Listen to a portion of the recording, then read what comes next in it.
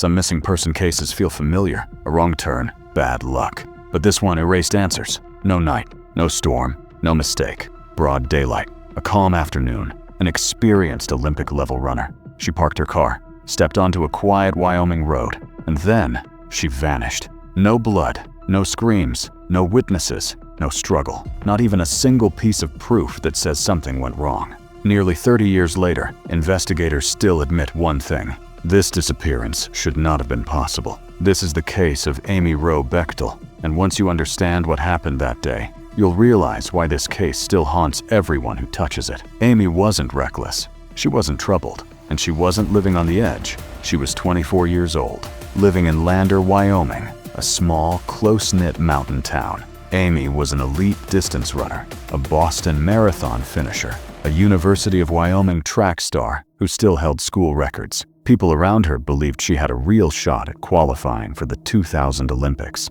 Just over a year earlier, she'd married Steve Bechtel, a professional rock climber. They'd just bought their first house together. By all accounts, Amy's life was stable, focused, moving forward, which is why what happened next makes so little sense. Thursday, July 24th, 1997. The day didn't start strangely. That morning, Amy taught a children's weight training class at a local gym. The owner later said she seemed upbeat, maybe a little rushed, but completely normal. After that, she ran errands around town, recycling, utility calls, house-related paperwork.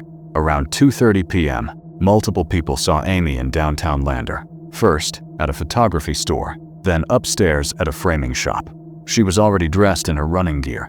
Witnesses noticed she kept checking her watch. Amy had a plan. She was organizing a 10K race scheduled for September, and that afternoon she wanted to scout the route. The route ran along Loop Road into the Shoshone National Forest, an area Amy was familiar with. This wasn't a spontaneous adventure. It was routine preparation for a race she was responsible for, and that's the last confirmed moment anyone saw her alive. That evening, Amy didn't come home. By 10:30 p.m., her husband reported her missing. Just after 1 a.m., friends located Amy's car, a white Toyota Tercel, parked at a firewood turnoff called Burnt Gulch, about 45 minutes outside town.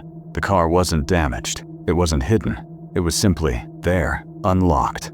Inside, investigators found her keys, sitting on the passenger seat, partially tucked under a handwritten to-do list. The list included milepost numbers, confirmation she'd been checking the race route. Her expensive sunglasses were still inside, but her wallet was gone.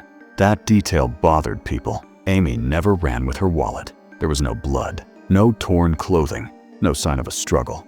Nothing suggested a crime had happened there, and yet, Amy was gone. What followed was one of the largest search operations Wyoming had ever seen. Over 200 volunteers, National Guard units, search and rescue professionals, helicopters with infrared cameras, cadaver dogs. They searched roughly 20 square miles, dense brush, ravines, creeks, areas examined inch by inch. Experts later said something chilling. If she was out there, we should have found her. But days passed, then a week. They found nothing. No footprints, no clothing, no remains. It was as if Amy had vanished into thin air. By day 5, the FBI arrived. 25 agents, thousands of tips, a $100,000 reward. Satellite images were examined, even photos from the Russian space station. But one major problem had already occurred. That first night, before anyone suspected a crime, friends and volunteers had walked through the area near the car. The scene was never preserved. If there had been evidence, it was likely destroyed before investigators even realized what they were dealing with. At this point, authorities were forced to consider something far darker.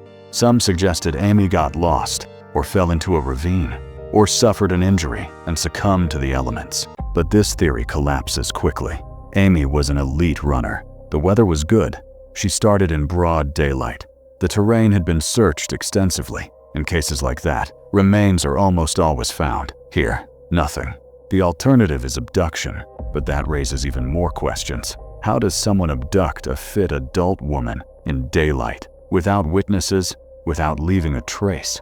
Still, investigators had to look at the people closest to the case.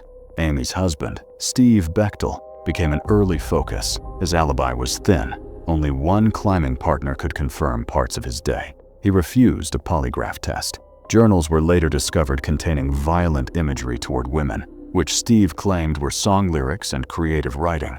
At one point, a sheriff publicly said, "The only person who won't talk to us anymore is her husband." Despite the suspicion, no evidence ever tied Steve to Amy's disappearance. He was never charged.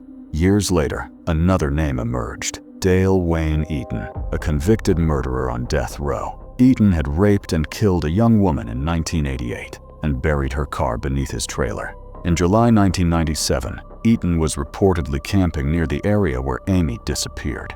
His own brother later swore Eaton was there. In 2012, investigators found gas receipts and paperwork in Eaton's van that matched the time frame of Amy's disappearance. On one of his properties, a modern plastic bag was discovered, buried deep in soil that hadn't been disturbed in over a century. Cadaver dogs were never brought to that location. Authorities dismissed the connection. Others believe the opportunity was missed. It's been nearly 30 years. No body, no confession, no definitive evidence. An experienced athlete vanished in daylight. 2 possible suspects, neither provable. Every explanation leaves something unanswered. And that's what makes this case so disturbing. Amy Wroe Bechtel went out to plan a race. Instead, she became one of America's most puzzling disappearances. Somewhere in the Wyoming wilderness, the truth still remains hidden. And perhaps this case will stay unsolved forever. If you're interested in real, disturbing, and unexplained cases, follow me.